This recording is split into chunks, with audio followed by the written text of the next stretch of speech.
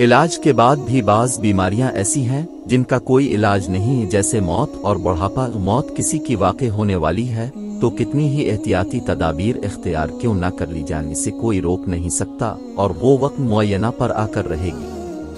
اسی طرح بڑھاپے کو بھی کوئی دوا ٹال نہیں سکتی، کیونکہ بڑھاپا طاری ہی اسی لیے ہوتا ہے کہ اب اس کا کام اس دنیا سے ختم ہو گیا، اس لیے اسے بڑھاپے کی منزل میں پہنچا دیا گیا جس میں وہ کچھ دن مبتلا رہ کر اس دنیا سے رخصت ہو جائے گا۔ چنانچہ اللہ کے رسول نے فرمایا، وہ اللہ کے بندو علاج کراؤ، اس لیے کہ اللہ عز و جل نے موت اور بڑھاپے کے سوا جو بھی بیماری اتاری ہے اس کے لیے شفا بھی رکھی ہے۔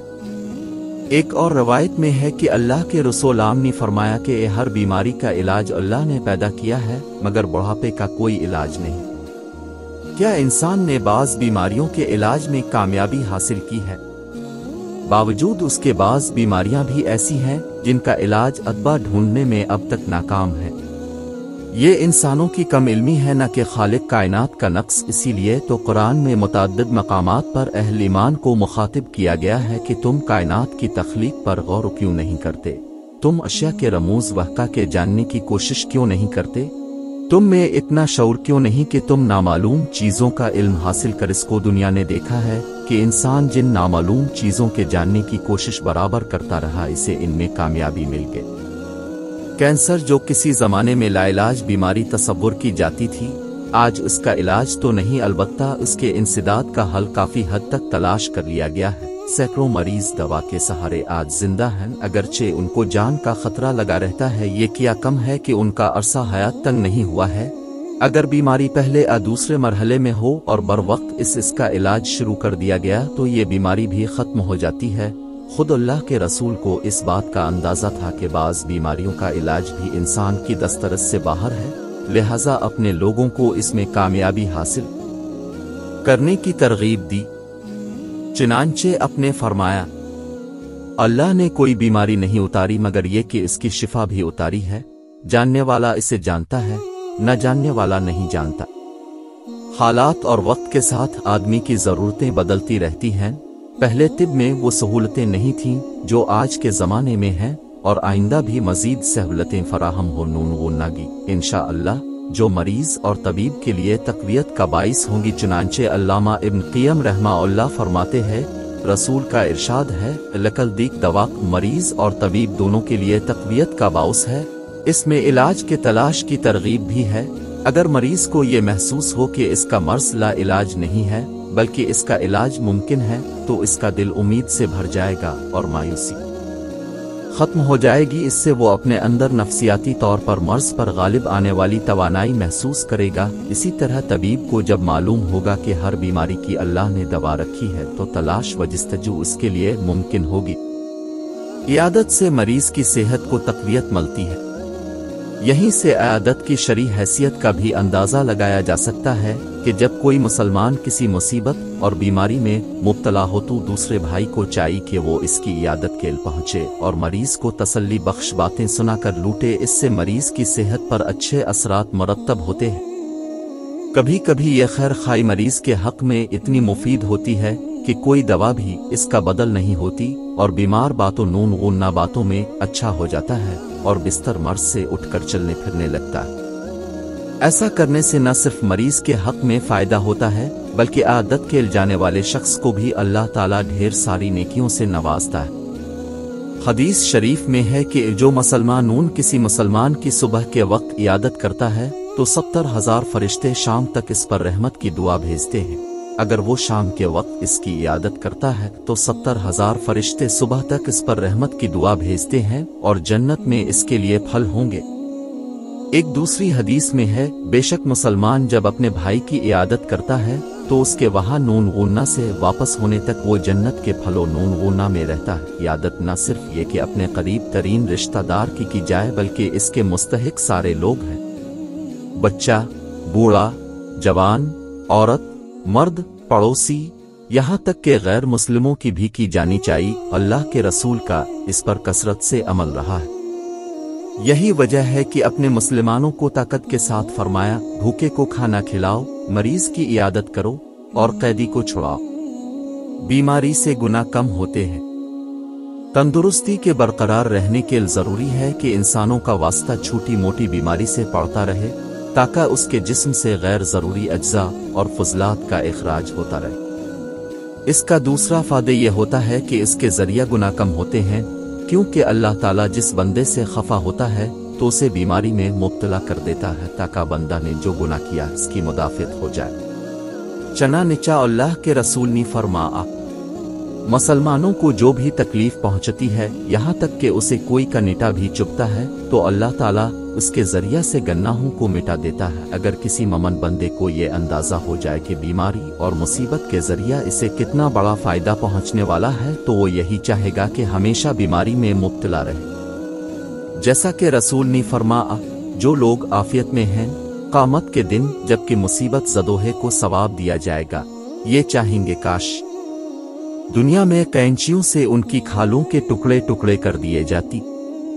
एक दूसरी हदीस में बीमारी को मुसलमानों के लिए एक नेमत और उसके गन्नाहों का कफारा करार देते हुए फरमा आ गया, जिस मुसलमान को का निटा चुभने की इससे बड़ी को तकलीफ पहुंचती है तो अल्लाह ताला इसके जरिया इसकी गलतियों को इस तरह खत्म कर देता है जैसे दरख्त अपने पत्तों को गिरा देता है। शेख अब्दुल कादिर जिलानी ने अपने बेटे को नसीहत करते हुए फरमाया, मुसीबत और परेशानियों में मुब्तला होने के बाद रंजीदा खातिर नहीं होना चाहो, बल्कि इसे खुदा का अतिया और नेमत तसव्वुर करना चाहो। ये मेरे बेटे, मुसीबत तुझे हलाक करने के लिए नहीं आती बल्कि तेरे सब्र व ईमान का इम्तिहान लेने आती है।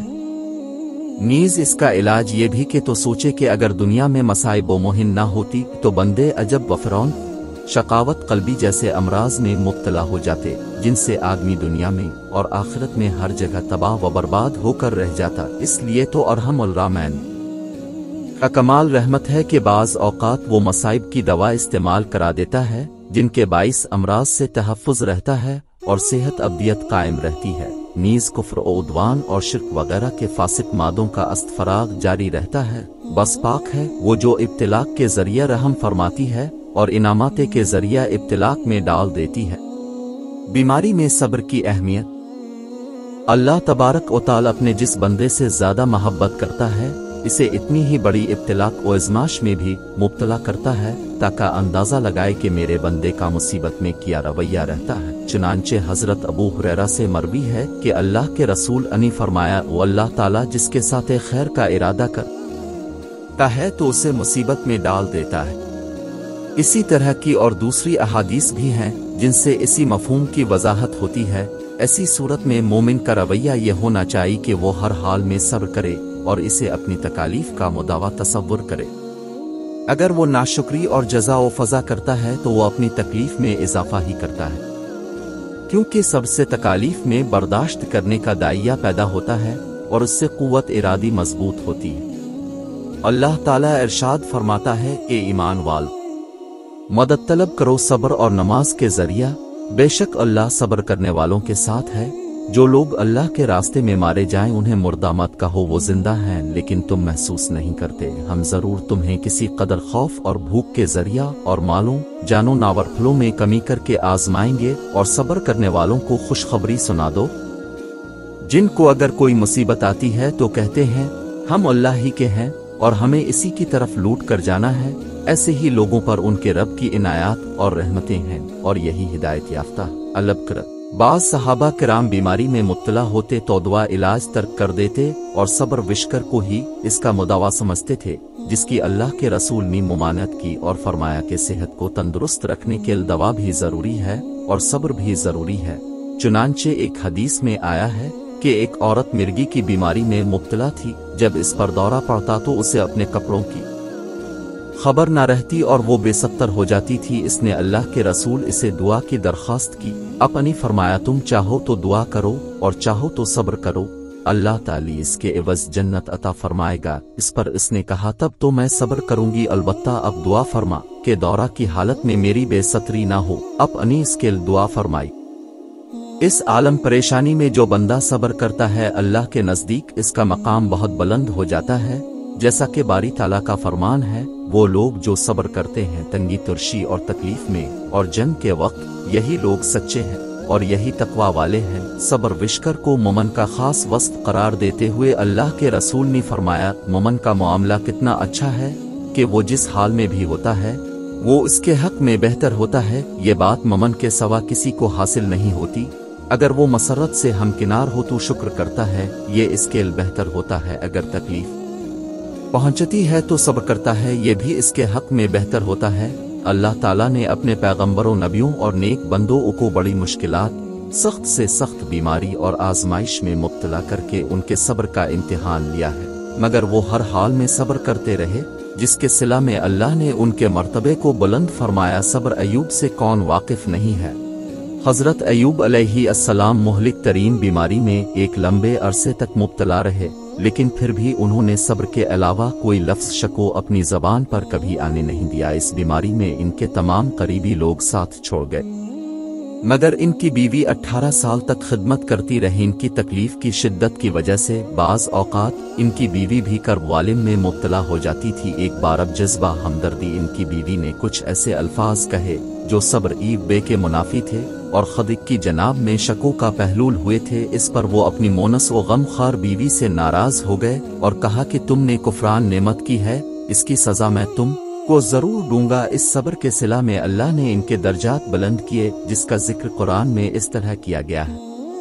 اور یاد کرو جب ایوب نے اپنے رب کو پکارا کہ مجھے تکلیف پہنچی ہے تو ارحم الراحمیں ہے، ہم نے اس کی پکار سنی اور اسے جو تکلیف تھی وہ دور کر دی۔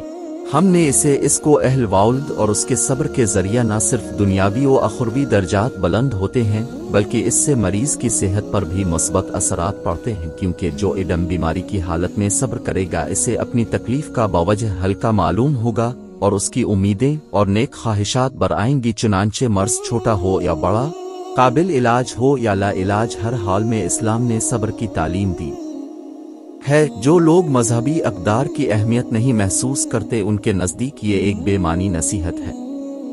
اس سے انسان کے مسائل حل نہیں ہوتے اور وہ ممکنہ تدابیر بھی اختیار نہیں کرتا، لیکن یہ صبر کا غلط تصور ہے۔ صبر اس بات کا نام ہے کہ آدمی مشکلات میں جزا، فضا اور گھبراہٹ کا مظاہرہ نہ کرے، شک و شکایت کی جگہ جم کر ان کا مقابلہ کرے، جو تدبیریں اس کے بس میں ہوں ان کو پورے سکون کے ساتھ اختیار کرے اور نتیجہ اللہ کے حوالے کر دے۔ اس سے انسان کی قوت ارادی، ول پاور مضبوط ہوتی ہے اور آدمی کے اندر خود اعتمادی اور خدا اعتمادی پیدا ہوتی ہے۔ مریض کے اندر مضبوط قوت ارادی ہو تو وہ مرض کا بڑی ہمت اور پامردی سے مقابلہ کر سکتا ہے۔ چنانچہ یہ ایک حقیقت ہے کہ جن مریضوں کی قوت ارادی مستحکم ہوتی ہے وہ مایوس اور بے صبر مریضوں کے مقابلے میں لمبی زندگی پاتے ہیں۔ موت کی دعا نہیں کرنی چاہیے۔ ہر انسان کسی نہ کسی طرح بیماری میں مبتلا ہے۔ بعض بیماری قابل علاج ہوتی ہے تو کوئی لا علاج اور زندگی بھر وہ کرب و الم کی دنیا میں زندہ رہتا ہے۔ ایسی حالت میں وہ چاہا ہے کہ اس لا علاج بیماری اور تکلیف بھری دنیا سے کسی طرح نجات پالے، جس کے لیے وہ بعض وقت دعا کرتا ہے کہ اللہ مجھ کو اس تکلیف دے زندگی سے نکال کر موت دے دے، جو درست نہیں ہے۔ اللہ تعالیٰ اپنے بندوں نون غنہ پر بیماری اسی لیے طاری کرتا ہے کہ اس کے اندر قوت برداشت کا داعیہ پیدا ہو۔ اللہ کے رسول نے ایسی دعا کرنے سے منع فرمایا۔ تم میں سے کسی شخص کو کوئی تکلیف پہنچے تو وہ موت کی تمنا نہ کرے، اگر کسی وجہ سے بالکل ضروری ہو جائے تو اس طرح کہے کہ اللہ مجھے اس وقت تک زندہ رکھ جب تک کہ زندہ رہنا میرے حق میں بہتر ہو، اور جب موت میرے حق میں بہتر ہے تو موت دے دے۔ مصائب ومشکلنت اور بیماری تو وقتی چیز ہے، یہ کبھی جلد رفع ہو جاتی ہے اور کبھی وقت لگتا ہے۔ اس کا مطلب یہ نہیں کہ آدمی اس کا مقابلہ نہ کرے۔ اللہ نے انسان کو دنیا کی نعمتوں سے لطف اندوز ہونے اور اپنی عیادت کے لیے پیدا کیا ہے، تو پھر کیوں نہ اس کے حکم کی تعمیل کی جائے۔ اگر وہ ایسا نہیں کرتا تو یہ بزدلی ہے اور مومن کے شان کے خلاف اور کفر ان نعمت ہے۔ اندازہ لگا کہ صحابہ کرام رضی اللہ عنہم کے زمانہ میں بعض بیماری کا بہتر علاج گرم لوہے سے داغے جانے کا تھا، جس کی تکلیف سے آدمی کی ہڈی چرمر الف جاتی تھی۔ باوجود اس تکلیف کے وہ زندہ رہنے کو ترجیح دیتے تھے۔ بعض روایات میں آتا ہے کہ حضرت خباب رضی اللہ تعالی عنہ کو بطور علاج گرم لوہے سے 7 داغ لگائے گئے۔ اس سے انہیں سخت تکلیف ہو، باوجود اس کے انہوں نے فرمایا کہ اللہ کے رسول نے موت کی دعا کرنے سے منع فرمایا ہے، ورنہ تکلیف اتنی سخت ہے کہ میں اللہ سے موت کی دعا کرتا۔ یہ تو صحابہ کا عمل تھا، خود خود اللہ کے رسول کو لوہے سے داغے جانے کی تکلیف کا اندازہ تھا، باوجود اس کے اپنے حفظان صحت کے تحت اس کی اجازت دی کہ تم اس طریقہ پر عمل کر کے اپنا علاج کراؤ، جیسا کہ اللہ کے رسول نے فرمایا۔ شفا 3 چیزوں میں ہے: شہد کا گھونٹ پینے، پچنی کا نشان اور آگ سے داغ لگانے میں اپنی امت کو داغ لگانے سے منع کرتا ہوں۔ کون انسان کب تک زندہ رہے گا اور کب اس کی موت ہوگی یہ اللہ ہی جانتا ہے، اور زندگی اور موت دینے کا حق بھی اسی اللہ کو ہے۔ انسان کے بس میں اگر یہ چیز ہوتی تو دنیا کا نظام درہم برہم ہے کر رہ جاتا۔ انسان کا دنیا میں زندہ رہنا بھی تقویت اور ترقی درجات کا باعث ہے، اسی لیے اللہ کے رسول نے منع فرمایا کہ موت کی تمنا نہیں کرنی چاہیے، اس لیے کہ اگر وہ نیک ہے تو امید ہے کہ اس سے اس کی نیکی میں اضافہ ہوگا، اور اگر برا ہے تو ہو سکتا ہے کہ وہ اس سے تائب ہو جائے۔ لہذا ہم کہہ سکتے ہیں کہ زندگی اللہ تعالیٰ کا ایک خوبصورت عطیہ ہے، جسے اس کی رضا کے حصول اور مرضی کے مطابق ہی استعمال کیا جائے تاکہ اس کی نافرمانی میں۔ اور سب سے اہم بات یہ ہے کہ مسلمان کبھی بھی مایوس نہیں ہوتا، کہ وہ ہمیشہ پر امید رہتا ہے، کیونکہ مایوسی کفر ہے۔